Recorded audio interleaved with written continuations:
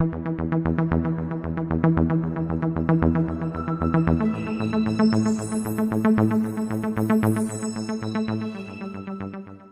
is up, everybody? Welcome back to the Mid-Level Media channel, your hub for everything physical media and entertainment. I am Ken. Today, guys, we are here to talk about Night of the Demons on 4K, but not just Night of the Demons on 4K from Screen Factory, by the way. We are also going to dive into part 2 and 3, these Blu-ray releases from Screen Factory as well, because I just watched all 3 of these over the past few days, had a hell of a time with it. I'm like, you know what? I want to talk about these movies. I wasn't really planning to do a review for all these. I did the unboxing of this entire collector set a couple of weeks ago on the channel. I got the alternate slipcovers and all that stuff, so go check out that video. I'll try to link it up there. But today we're going to talk about the movies themselves, the picture quality, the special features. Not going to do another unboxing or anything like that because I already did it on the channel. I had seen the first Night of the Demons, I think back in 2018 or 2019. I bought the Screen Factory release, I watched it, and I enjoyed the movie, but rewatching it in 4K, this really kind of cemented this movie as now being one of my favorite 80s horror movies. Like, I love this movie now, and it's the perfect like Halloween time movie because it takes place on Halloween, and I just think it's so much fun. It's very Evil Dead-esque. It reminds me of Evil Dead, the first Evil Dead, so much because it's that perfect blend of horror and also tongue-in-cheek comedy as well, just all throughout the movie. And it has some iconic moments. Linnea Quigley has tons of iconic moments all throughout this movie. Of course, there's the lipstick scene at a certain point in the movie that's definitely stand out, where she's putting lipstick all over her face. And then she does a little trick with the lipstick in her, you know what. But there's just tons of great scenes and moments, tons of great gore, and the practical effects are so awesome. I love the setting, the whole house setting. It's almost like a character itself in the movie. It just provides such an atmosphere to the film. And I just think it's a perfect horror movie. Not a masterpiece by any means. I don't mean it like that. But it's so much fun, and it kind of oozes with that Halloween vibe and atmosphere. So I love Night of the Demons now. It is, like I said, one of my favorite 80s horror movies. But getting into the actual like 4K restoration of this is a native 4K restoration, Dolby Vision, HDR10. And this is another one like Night of the Comet that I want to call out. Because they did the Blu-ray of this in 2014, and when they announced this 4K, of course, everybody was like, Night of the Demons, it's another re-release, whatever, with Screen Factory. Screen Factory gets a lot of crap for the re-releases, but I do want to call out that this came out, the Blu-ray came out in 2014, and 9 years later, we are getting a 4K upgrade for this movie, and this, like, I don't know what Screen Factory is doing differently now. It feels like they are doing something different with their 4Ks and their releases because they are looking so clean, so crisp. Like, they're honestly on top of the world. Like, they're up there with Arrow Video, up there with Vinegar Syndrome as far as their transfers. But I just thought this looked immaculate. Like, I thought Night of the Comet looked good. Like, this was incredible. You know, it's not a very visually stunning and appealing film. You're in this old dingy house for the majority of the movie. It's not a very colorful film, but man, did they really, that 4K really do a lot to enhance the house and the characters themselves. And I should say that all the costumes that the kids are wearing are very colorful. That tutu that Linnea Quigley's wearing throughout the film, the pink outfit, like that really pops in the 4K. The girl that's wearing that kind of like, I don't know what that is. It's like an old farm maid outfit. I don't know what she's trying to be, but that blue and the white, like that really popped in contrast to the dark backgrounds and the shadowy backgrounds of that house when she's walking around through it. It just looks so good. Like, you could just make everything out. Every single detail in that house was just perfect. The gore looked great in 4K. Like, all the makeup effects are just awesome in this, and they're perfectly highlighted in 4K. Like, you can just tell, like, when you do those special effects, makeup effects right, and we'll talk about doing it wrong here when we get some of the sequels, or one of the sequels, it stands the test of time, and it's timeless, and it really holds up when you're presenting it in this 4K with the HDR. So yeah, I thought Night of the Demons was just spectacular looking. It was one of the, I sound like a broken record at this point, especially when I'm talking about these Screen Factory releases, but it's one of the best 4Ks that I've seen all year. Like, Night of the Demons on 4K just looks spectacular. And there's also a scene, much like Poltergeist, where there's like, you know, you have Angela, she's dancing, and this strobe light's going off. So you have that strong strobe light effect going off, and it's kind of like Poltergeist, because they even put a warning on that. Warner Brothers put a warning on that. It's not as severe in this, but I kind of wonder why, if Warner Brothers set that standard, why other labels and studios are not following that. I think there was another title that had the strobe effect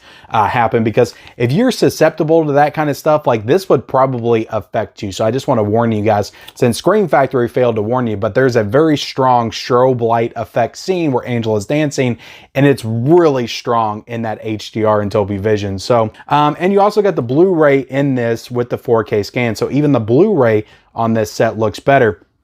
But the thing I really got to commend Scream Factory for, and they've done this before, they've done it with Child's Play, but everybody, I don't know why they're not doing this with all their releases, to be honest, but everybody complains about the re-releases, because I think the main reason is you're not getting anything new in terms of special features. Well, Scream Factory really goes all out with this release, because you get all the old special features of Night of the Demons from the original Scream Factory release, and you get some new special features in this release as well, which are all incredible. You get a new See You in Hell interview with writer-producer Joe Augustine. You get new Coffins and Contortions.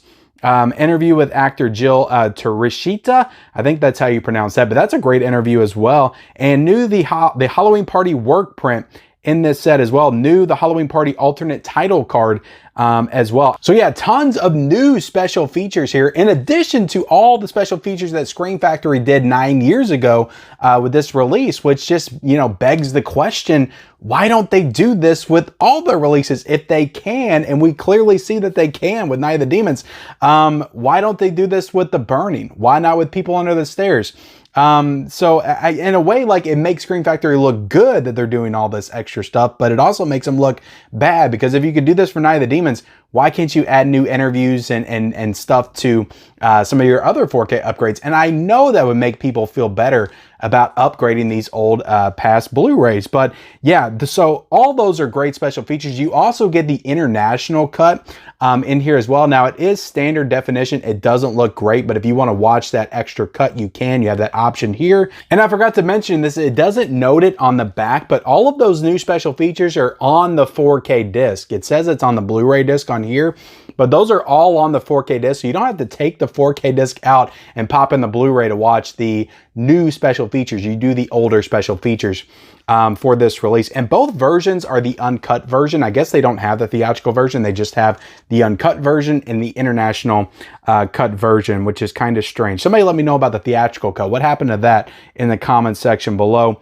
But yeah, all the old special features are great as well. So if you haven't bought this at all, like, you're getting so many special features with this release, because there's a 70-minute making of Night of the Demons kind of documentary in this as well. And you get all of those older interviews. You get one with Amelia Kincaid, who plays Angela, which she actually does in 2 new interviews on Night of the Demons 2 and 3, which we'll talk about here in a second. And sound-wise, it sounds incredible as well. You get 2 audio options here with this release. You get the 5.1 and the 2.0, and I thought that the 5.1, which I listened to it on, sounded absolutely fantastic. A great score and soundtrack to this movie as well. So yeah, just overall, the quality is spectacular. The special features, like, are just endless. There are so many special features with this release. So this is going for $32.99, and I think this is a release that is totally 100% worth it, because there's just so much here. Even if you got that older Scream Factory release, like, you have new stuff here to dig into, as well as the picture quality, which is just so much better than that older Blu-ray, I'm sure. But yeah, Night of the Demons, this is a home run for Scream Factory. When they do something like this, I feel like I have to call it out. I have to talk about it, because they're just doing some great work, and I feel like it's going unnoticed. And Night of the Demons, just such a fun movie. But real quick, before I let you guys go, I wanted to talk about Night of the Demons 2 and Night of the Demons 3, both of these Blu-ray releases. First of all, let me just say this. These could have been on 4K. I don't get why, because quality-wise, they both looked really good on Blu-ray, and I don't know why they couldn't do 4K releases of both of these. They might as well. I mean, they're doing 4Ks of Seed of Chucky and Cult of Chucky. I don't understand. Maybe there was a technical reason why they couldn't. These are both 2K scans, but I just don't understand why they couldn't do these on 4K. Night of the Demons 2 in particular, like, maybe not Night of the Demons 3, especially the opening would have looked really, really dumb. It looks dumb already, but it would have looked really bad in 4K. But Night of the Demons 2 could have absolutely been a beautiful 4K release, perfectly in line with the first one. But let me just talk about the gripes out of the way. Let me just talk about this actual movie. I enjoyed the hell out of this movie. Not the same director as the first one. Kevin Tooney did the first one, whereas in this one, it was Brian Treachard Smith directed this. But I thought this was a hell of a sequel, and I liked it, honestly, just as much as the first one. And it feels so different because there's different stuff. It definitely ups the stakes, ups the ante. It has Ben Stiller's wife in it. I can't remember her name, but she's in Zoolander. She was Marsha in the Brady Bunch. She's been in a bunch of stuff, but she's in the movie, a very younger, role and performance from her. I imagine this is around the same time Brady Bunch came out, because this is 1994 when this movie came out. But this is such a fun movie. And the thing that I love about this franchise, just in general, is it's all in continuity with each other. Like everything, the first one goes into the second one, and the second one, they reference the second one in the third one. So these are all like, movie to movie to movie. Like it doesn't lose continuity. It all feels in the same universe, and they all feel perfectly in line with each other. So I enjoy that aspect of it. Like in this movie, it's Angela's younger sister that's going through trauma of losing her sister in Hull House. So they bring her back to Hull House, and then Angela's there. And I love how the same actress who is Angela is in all three of the movies. They just feel perfectly in line with each other. So I think that's super cool. But yeah, the movie's so much fun. I love the nun character, because she goes from being just like the generic, like bitchy teacher nun character in the beginning. You're like, oh, this is a stereotype. I get this. The overbearing nun teacher character that's always a stickler for the rules and is making everybody's life a living hell. That's the way her character starts. But you find out like she has such a, not really an arc, because it's more of a reveal. It's just the way she is, but it's kind of revealed as you get throughout the film. She's really just trying to protect the girls. And then she just goes into like full warrior badass by the time we get to the end of it, and she's protecting all of the girls and the guys and trying to take out Angela and the rest of the demons. And I just think it's awesome. And another thing I want to call out is this movie, and they talk about it in the special features. I think the actress that plays Angela talks about how Quentin Tarantino came up to her and was a big fan because he loved Night of the Demons 2. And I found that very interesting, because in this movie, they fill up balloons full of holy water, and they also fill up super soakers full of holy water. What other movie do they do that in? They do it in one of my all-time favorite films, From Dusk Till Dawn. And that movie came out in 1996. This movie came out in 1994. And if Quentin Tarantino was a big fan of this movie, I have to think that he pulled that from this movie and put it in From Dusk Till Dawn. And I've always loved that sequence where they're filling up the water balloons and the super soakers in From Dusk Till Dawn. And to see that, the origin of that in this was just super cool for me. So I loved that aspect of it. And yeah, I just thought that this was so much fun. I loved how it was the perfect sequel, played in perfect continuity with the original. And I think it's just as fun as the first one, to be honest. So I would have loved for it to have been in 4K though. That's my real only gripe here. But you get tons of new great interviews with this release as well. You get a new Trick or Treat Sucker interview with actor Amelia Kincaid, which she's super like charming and likable, like the actress herself, in the interviews, but also just the character of Angela is freaking awesome. I love it. Then new Red Curls and Screams interview with actor Christy Harris. You get new A Sequel with Guts interview with producer Jeff Giaffre. Sorry guys, I think he wrote the movie. You also get an hour of dailies from the set. You also get the Night of the Demons work print with alternate scenes, extended scenes, deleted scenes, new behind the scenes photo gallery from makeup effects artist Steve Johnson's archives. So there's just so much here in terms of special features. It is freaking nuts. So yeah, they did a great job with this release and all the special features. Like I said, I just wish it would have been in 4K. And let's talk about Night of the Demons 3 real quick. I didn't hate this movie. It's definitely a strong dip in quality from the first one. But what I will say about this movie is if you like that kind of made-for-TV 90s horror, Goosebumps, Are You Afraid of the Dark, like the Disney Channel original like stuff, that's kind of how this is directed. Now, it is a little bit more mature. There is still nudity in this. There's still gore. But it feels very much just in the way that it's directed like a made-for-TV type movie, like a Goosebumps or something like that. Disney Channel original movie. So if you like that style, I think you'll like this. I think the premise is very goofy, which the original director from the first one apparently came up with the idea, but they just didn't execute it well. It's about these kids that they rob a convenience store, and then they're looking for a place to hide out because a cop accidentally gets shot, and then they hide out in Hull House, and then Angela comes and they take her hostage, and she lets them because she's just kind of toying with them. So it's a weird kind of setup and storyline, but I'd be lying if I said I didn't enjoy the movie.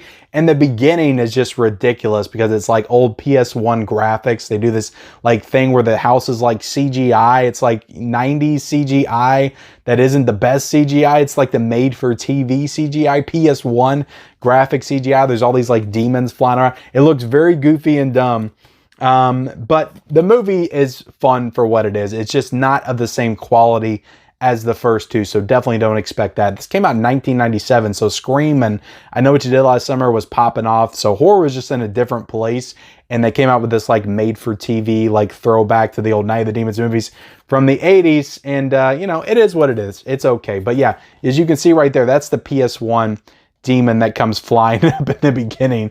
But amazing special features here. Like all of these have hours of special features. Like these are not short interviews. These are 20-30 minute long interviews. There's an interview with the director here, which is just, he's like out of his mind, it feels like when you're watching him, but it's like 38 to 40 minutes, I think. But you can just tell with that interview, they just press play and they let him say and do whatever the hell he wanted to say. You also have an interview with Kevin S. Tenney, which he directed the first one, and then he came back to write this one. And he talks about just what went wrong with his script versus the guy that directed the film and how he just their visions just weren't in line. So it's very interesting to talk about these movies where movies gone wrong, basically. They intended it to be one thing and it just turned out to be something else. So it's always interesting to hear those kind of stories. And then you have another interview with the actress that plays Angela, which is great because she's great. And yeah, just tons of great interviews here. And they're all totaling like an hour and a half worth of interviews and features here. So these are all totally worth it, guys. I would highly recommend Night of the Demons on 4K. It's a great 4K disc, and you also get new special features. But I would also recommend both of these, especially Night of the Demons 2. But both have great features as well. And they're all just such fun movies. I just love them. Perfect Halloween time movies. So thank you all so much for watching my review of Night of the Demons and also Night of the Demons 2 and 3. I just wanted to talk about them. So at this point, I'm just like, if I want to talk about something, I'm going to get on here and I'm going to freaking talk about it. So like, comment, subscribe. I'll link all of these down below in the description so you can purchase them if you want to. And turn on those bell notifications for all future videos and reviews. And follow me on all my social media accounts. Those links are down below in the description. And we'll see you next time.